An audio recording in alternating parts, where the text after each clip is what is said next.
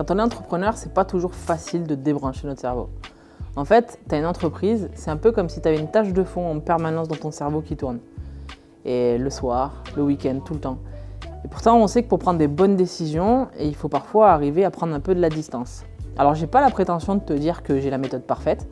Ce que je sais, c'est que ça fait 18 ans que je suis entrepreneur et forcément des situations de crise, des situations de charge mentale, des situations de tension, j'en ai connu. Donc, je vais te partager, moi, mes petits tuyaux qui m'aident à débrancher mon cerveau d'entrepreneur.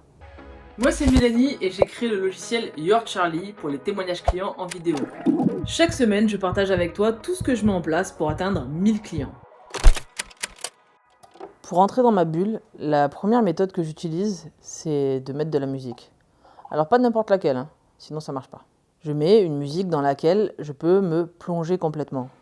C'est des paroles que je connais en général, où je peux chanter par-dessus, mais aussi un seul album, un seul artiste, pour vraiment rentrer dans l'univers et me plonger complètement dans l'atmosphère de la musique. Mais le truc, c'est que parfois, ça suffit pas.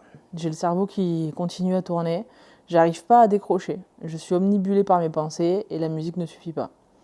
Alors dans ces cas-là, j'ai une deuxième méthode qui change radicalement de celle-ci.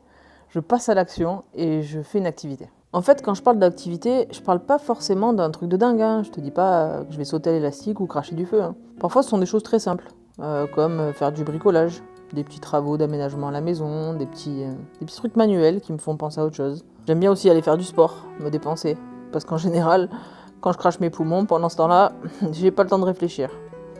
Sinon, j'aime bien faire du shopping aussi. Alors ça peut paraître idiot, mais j'aime bien aller faire du shopping pour me rendre compte surtout de tout ce dont j'ai pas besoin. Mais au final, le principe de ces activités, c'est juste de me faire penser à autre chose. Et de m'éloigner de ma problématique qui me monte à la tête. Mon entreprise. Mais parfois, ça suffit pas. Et dans mon métier, moi qui suis 100% connecté, je reçois non-stop des notifications. À chaque fois qu'il y a un nouveau client, une nouvelle vente, un nouveau témoignage, un nouveau parrainage. Et tout ça, sans cesse, vient me rappeler mon activité. Au final, la solution la plus simple que j'ai trouvée, c'est de couper mon téléphone. Et des fois, je le coupe et je vais même le mettre dans une pièce loin de mon regard.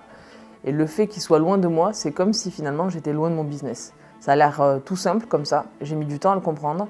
Et pourtant, je crois qu'aujourd'hui, c'est la solution qui a été la plus efficace pour moi. Quand j'arrive à un stade de charge mentale trop élevé, je coupe mon téléphone. Toutes ces méthodes sont vraiment très personnelles, ça fonctionne avec moi. Peut-être que pour toi, c'est différent. Mais je pense que c'est important d'arriver à trouver 2-3 méthodes chacun pour déconnecter quand on est entrepreneur. Après, c'est sûr que pour déconnecter, tu peux aussi partir en vacances. Après, moi, je pense qu'il faut trouver des solutions pour déconnecter sans avoir à y dépenser tout son salaire. Bon, du coup, je te souhaite de bien te reposer, de bien déconnecter. Je te dis à très bientôt. Amuse-toi bien, travaille bien.